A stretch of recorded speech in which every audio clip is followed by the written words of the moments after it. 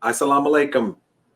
Greetings and welcome to NNB News, Black Narrative segment, where we interview individuals on issues impacting the community. And what we strive to do is give some context to current events, to news that's taking place that will give us a better understanding of how it impacts the Black community. Today, we're going to be talking about the controversy, the friction, if you will, between the Jewish community and the Honorable Minister Louis Farrakhan. And today we have with us a longtime friend, a minister in the Nation of Islam, the minister out of Columbus, Ohio. Please welcome with me, Minister Donell Muhammad. Assalamu alaikum, brother.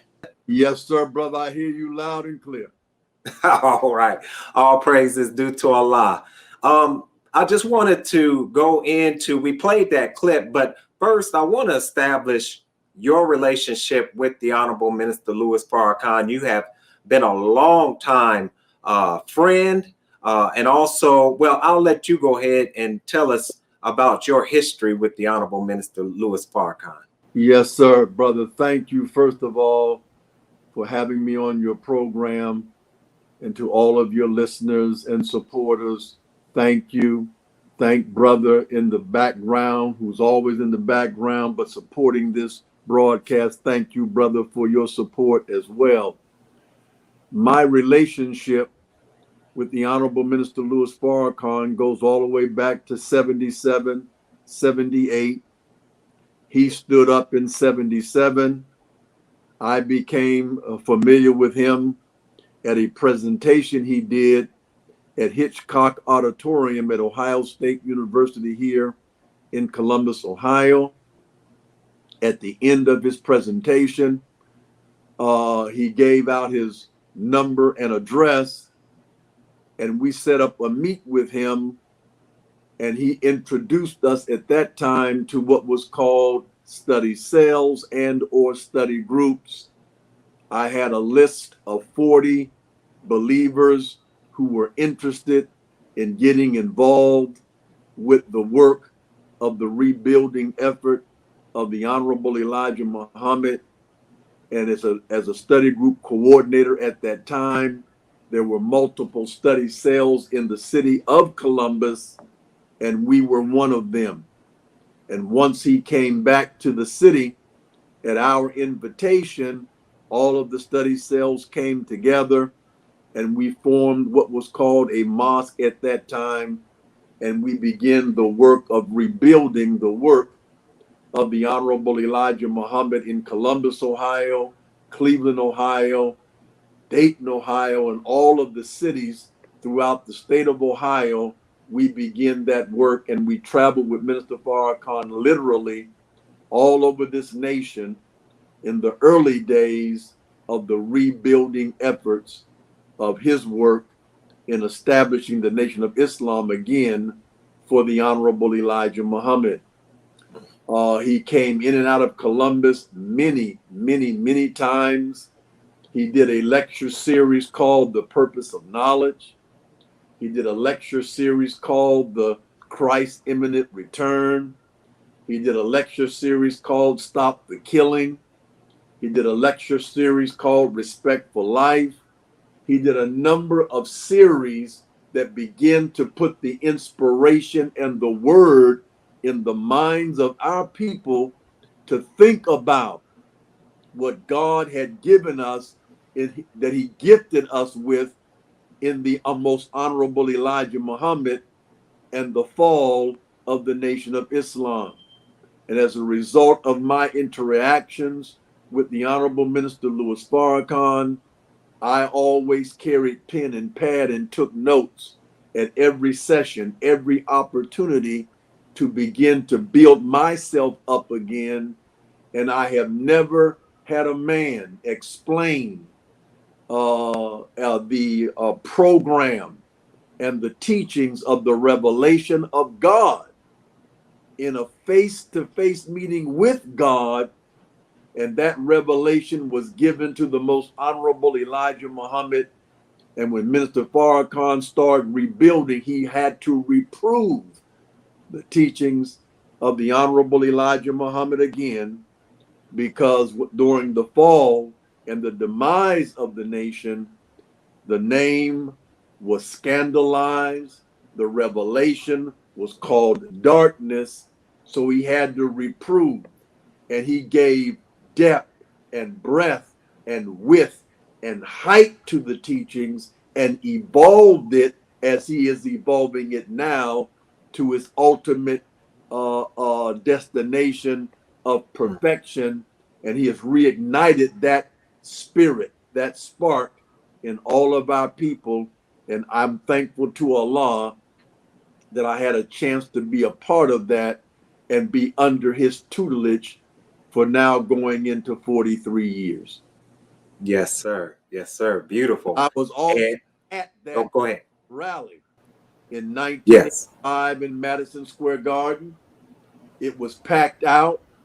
There was overflow, 50,000 in the proper, standing room only, no seats, people standing up in the lanes. And in the check-in, people were coming in. And when they found out they couldn't bring cameras, they couldn't bring knives and guns and weapons, rather than get out of the line and go back to their cars, they were throwing $1,000 cameras, phones in the garbage bin rather than lose their place in the line. And that was during the time of the power at last forever. People organized and working together for economic rebirth. He was in Madison Square Garden. Minister Abdul Allah Muhammad was the minister in New York at that time. The crowd was so big, they had to spill over to what was called the Felt Forum. Around the corner, there was intense opposition by Mayor Koch, who was also Jewish at that time, calling Minister Farrakhan the devil and Satan. And they had opposition, police on horseback, trying to stir up harm to the people that wanted to come, trying to intimidate them. But when the FOI showed up for security, the fear went out of the people and it went into the horses, and they reared up and almost threw the police officers off their backs. It was electric. Yes. Power at last forever. I was there. Yes, sir. And so what we're striving to do is we're trying to give some context and some historical context to this war, if you will, that the Zionist or the European Jews are trying to implement or march against the Honorable Minister Louis Farrakhan and the Nation of Islam. We want to go ahead first and play this clip of the minister and his support of Reverend Jesse Jackson as he ran for President of the United States. J-E-S-S-E. Let us stand for the next President of the United States, the Reverend Jesse Louis Jackson. They are friends, one a candidate for President of the United States. When a Washington Post reporter revealed Jackson's use of the word Jaime for Jew and Jaimetown for New York, this is what followed. Angry calls for explanations and apologies from Jewish leaders. And then an initial denial and then defense from Jackson. And this from Mr. Farrakhan. I say to the Jewish people,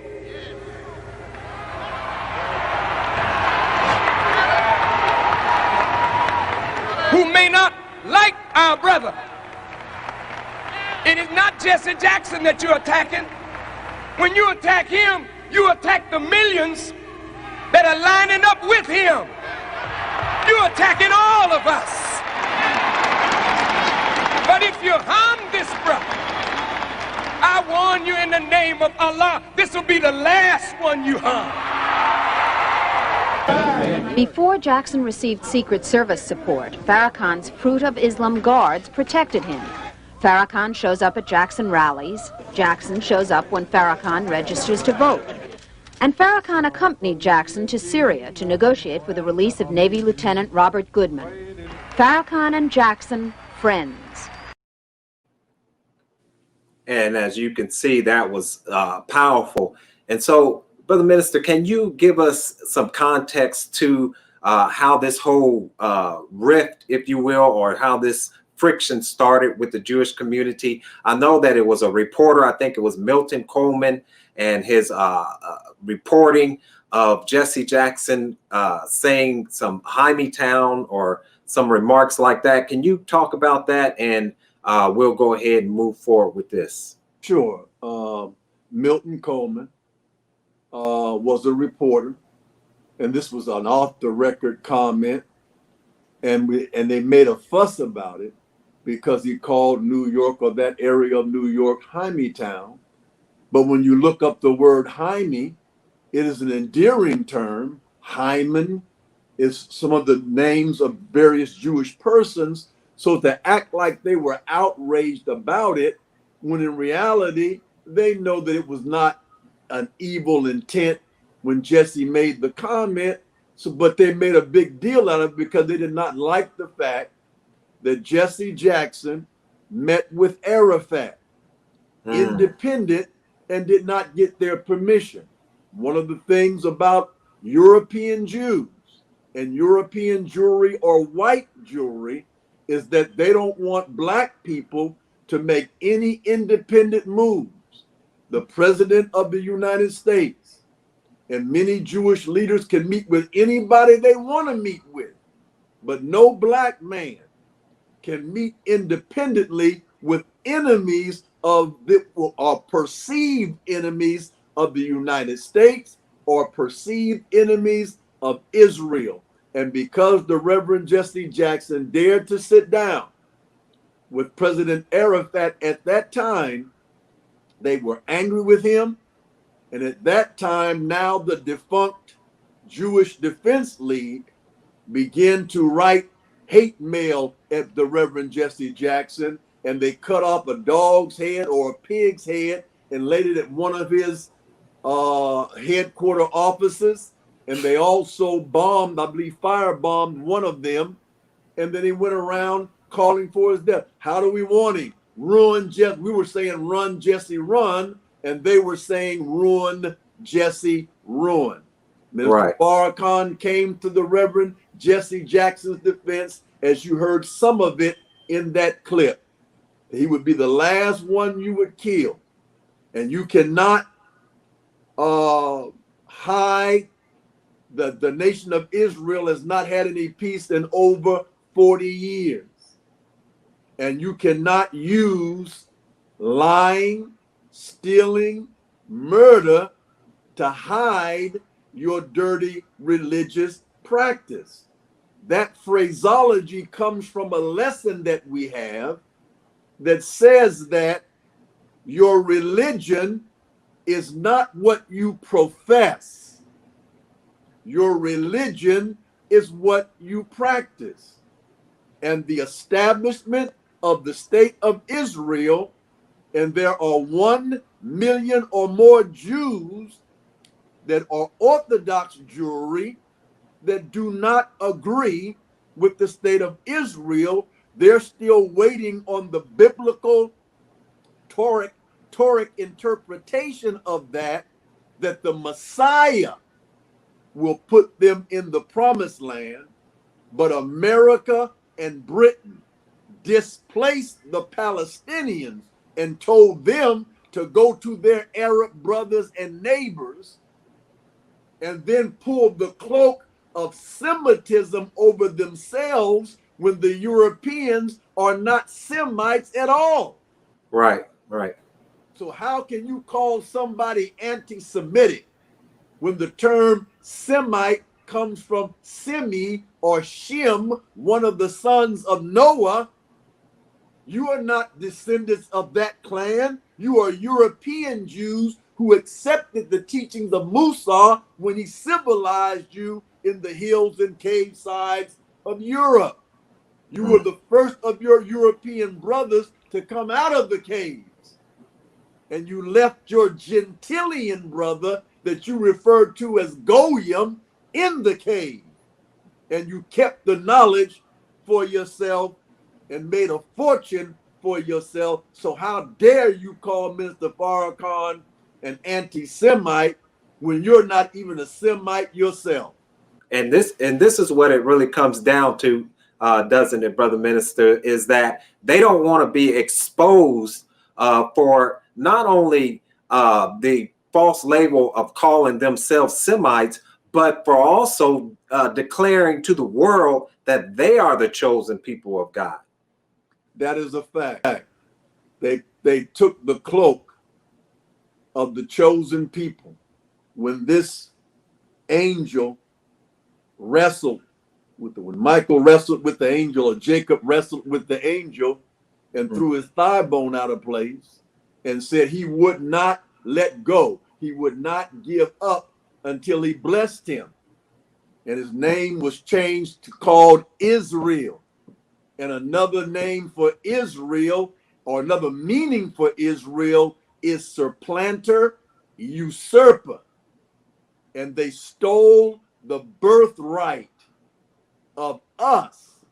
We are, in fact, the chosen people of God, the real children of Israel. Again, children of. Of means to possess. We were kidnapped and enslaved, and we are the possession. We were actual physical slaves owned as property by America, which is really the capital of Israel, located in New York. That's the real capital of Israel, right here in the United States. And that little state over there in Israel is just a satellite branch of the real capital of Israel, which is right here in the United States of America. Yes, sir.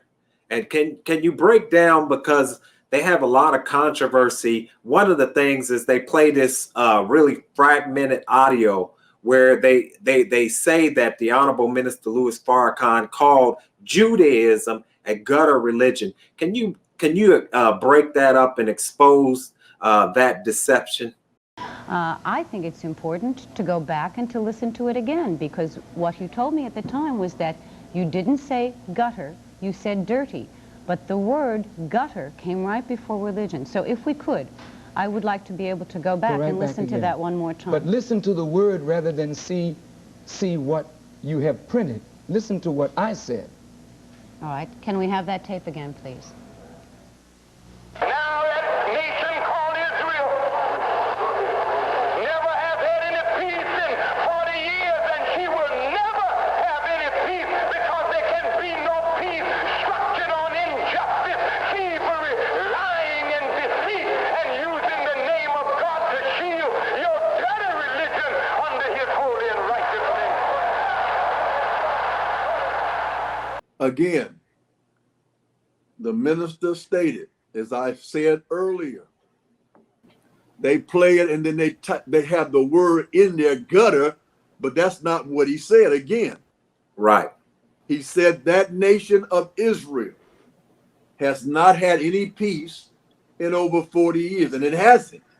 They've been battling back and forth because there can be no peace, as he said, structured on lying and murder and really displacing the Palestinians. You murdered them. You moved them off. You went into a war and pushed them out of that area, murdering many.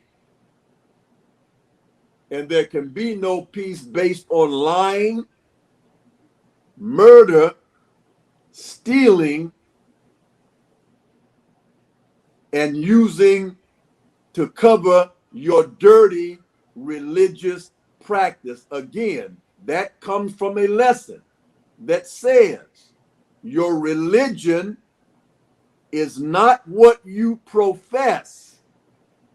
Your religion is what you practice. So if I tell you I got a Bible, I got a Quran, and I got a crescent on my shoulder, and after I get through presenting on this show tonight, I tell all your listeners to meet me in the parking lot. I popped my trunk and I got some kilos of cocaine. I got some mollies. Right. Well, then my religion is not what I said on this show tonight. Right. My religion, I'm a drug dealer. That's my religion. What you live every day, what you do every day, what you practice on others every day is in fact your religion. Religion means to bind again. It is your way of life. Religion is supposed to be a way of life. If my way of life is lying, stealing, and murder, then that's what my religion is. And so they wanted to use that to separate the Honorable Minister Louis Farrakhan from the Reverend Jesse Jackson, even though we all knew, including Jesse knew, that they weren't going to elect him to the presidency. But he wanted to make a run anyway to at least get our issues on the table. But they knew it was not going to be an actual win. Mm-hmm. But at any rate, for them to threaten him because he dared to speak with Arafat is unconscionable. You don't own us. You say we free, but yet if we do anything like a free person, then you want to check us, chastise us, and try to ruin us. And again, they went on this tirade. We said, run, Jesse, run. If not Jesse, who? If not now, when? And they were saying, ruin, Jesse, ruin. And then after the minister made that statement about defending Jesse, he'll be the last one you harm, and the comment about their practices, then the very next day, they published Farrakhan, the new black Hitler. Right. So the minister responded, but they threw the first volley. The only way you can compare me to your wicked killers is that as Hitler raised his people up from the dust of ignominy, I am raising my people up from what you put them under. And Hitler was a wickedly great man. They turned that around and said Farrakhan hails Hitler or praises Hitler. And then he had to explain to them and give them an English lesson. That's the word great don't mean good. Right. They called the earthquake in Los Angeles the Great Earthquake, but that didn't make it good. And so they played with words as they always do in order to accomplish their agenda. They are master wordsmiths. They know what words mean, but at the same time, Minister Farrakhan was an English major. He knows what words mean too. Right. That's why he's such a powerful representative of God and the Honorable Elijah Muhammad, because he understands language. Language is what put us in this condition, and only language, but language from divine revelation will get us out of this. Now, aside from exposing that they're not Semitic people at all, that they're not chosen, they're not the chosen people at all, that we, the black man and the black woman, we fit that description. He also, in the June the 26th, 2010, in Atlanta, Georgia, he did a lecture that was entitled, "Who Are the Real Children of Israel?" And he not only did he do the lecture, but he also brought out at the end of that lecture a book by the NOI Research Department, The Secret Relationship Between Blacks and Jews. And so we look at how they came out against Jesse, how they came out against the minister, and now we see how they continue, as you were saying, to come out and to make sure that they keep their foot on our neck. Can you talk a little bit about that relationship between blacks and Jews that the majority of the American people really know nothing about? Yes, sir. Most certainly I will, brother. But let me preface these comments with this article. One of the first final calls that was republished in a PDF format. On the front cover of that final call were black men hanging on crosses, and the crucifixion of black leadership was the minister's, believe, titled article in that final call. And he talked about the COINTELPRO, he talked about the counterintelligence program, and anytime this government combined with Jewish leadership were always on the horizon looking for the black Messiah that could electrify and unite all of the black factions and black groups. And the Jewish people, and I want to put accent on white jewelry. We're not talking about our Hebrew brothers and sisters and those who want to say, when he talks about Jews, what about black Jews? Well, we ain't dealing with no black Jews or black Hebrews. We're talking about white jewelry, Ashkenazi Jews, European Jews who claim that title but don't live it. Jew is not a race. Jew is not an ethnicity. Some people believe Jews are an actual race of people. That's not the case. Jewry is an attitude. Being a Jew is a state of mind. Those who obey the commandments of Musa and or Moses and follow the will of God. That's what makes you a Jew. And if you're not doing any of those things, starting off with the false claim that you are the chosen people of God, well, our relationship with them, they want to talk about, they've always befriended us. But whenever it came to economics, they steered us away from that. So the NAACP was set up by them and some blacks or some Negro leaders, if you will. And then they always made sure you don't want to get involved in economics. You stick with the social, civil issues. And any black group that tried to do that, like Booker T. Washington, cast your buckets down where you are, pull yourself up by your bootstraps through the trades. They found a way to infiltrate that and then steer it away and ultimately bankrupt and destroy the very idea of what Booker T. Washington and the Tuskegee Institute was all about. I say that to say this. In this research, out of all of the books that are out there, the protocols of the learned elders of Zion, and all these books that they claim are written by white supremacists and those who hate Jews. The beautiful thing about the secret relationship between blacks and Jews, volume 1, volume 2, and volume 3, is that every single word came from Library Judaica. Our people don't even know about a library, let alone a Library Judaica, that you can go research and find out things, not written by outsiders.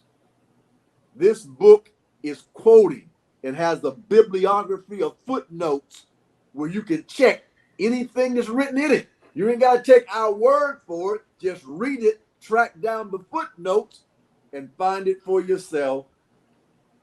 These are rabbis, scholars, historians of the Jewish faith that said they own the ports of entry. They owned the slave ships. They made the shackles and the chains. They owned the auction houses and the slave markets where the slaves were actually sold. initially, when the books first came out, there was denial from the white Jewish community that they had any involvement. Then they said, well, maybe 2%. Then the more research went on, it went to 75%. And then the more research went on, now you find out you up there in the 99 percentile, right along with your white Gentile brother. Mm. Right. You were the marketers. You were the financiers from the banks that you set up with the Rothschilds. You want to get on, what's my brother's name? Nick Cannon. Yes. About the Rothschild comment and all these things. Well, everybody know about the Rothschilds and the 5 sons and the 5 banks and what they told the world. We'll control the money. You can control everything else you want to, but we want to control the money, because where the money is, the gold is, that's what gives you control. He who owns the gold controls. Right, right. That's the real golden rule. Whoever owns the gold rules. That's right. And so even though they're only 2% of the population, they have enormous influence and wealth. Those are the 2 kind of powers: ownership and influence. Ownership and influence. And they got both. Yes, sir. And as we close this out, can you talk a little bit about the minister's message in the garden, July the 4th? Most certainly, beloved. The Honorable Minister Louis Farrakhan's message in the garden, called or dubbed the Criterion, in Surah 25 of the Holy Quran, called Al-Furqan, the discrimination, the ability to distinguish between things. The Honorable Minister Louis Farrakhan, because of his guidance, his backing, his tutelage by the Honorable Elijah Muhammad for over now going into 65 years, this man has been imbued with revelation directly from Allah and directly from the Christ, the most honorable Elijah Muhammad. And he laid out in that 2.5, almost 3-hour presentation that this COVID-19 that we're under is not some man-made thing. And even if you want to give the enemy credit for trying to make it, it is written in the Quran that they plan and Allah plans, and Allah is the best of plans. So whatever they thought they were doing, Allah controls the mind of men over nations. And in the last days, one of the judgments that the minister talked about in that garden presentation. See, Allah is guiding this. Allah is in control of this. So whatever you thought you were doing, this thing is now mutating and causing other problems. When you thought you had figured out how it was affecting people, then it comes up with a new way of affecting people. So you thought masks and social distancing was enough, but yet when people wear masks, some of them are still dying. Because Allah is in control, and throughout that presentation, he weaved these things in to set it up that if they come up with a vaccine, and then Alan Dershowitz had another discussion with Robert Kennedy. And of course, they could not agree on the thing, because Robert Kennedy was the one that first exposed the vaccines and the autism connection. Right. And we know that America, as the minister pointed out in the garden, has a history of creating and causing plagues, particularly as it relates to Black people, melanated people, brown people, and even poor white people that they no longer have any use for. They put smallpox in the blankets of the Native Americans. the Tuskegee experiment, the LSD experiment on the Vietnam veterans. My brother was a Vietnam vet. LSD was big during that time. And they say you can never get it out of your system. They called it acid back then, a tab in your mouth. It never leaves your system. People were hallucinating, jumping out of windows and dying. All of this was produced by the American government. They are the biggest drug, synthetic and otherwise, on the planet. And that's why Big Pharma is boss. Mm-hmm.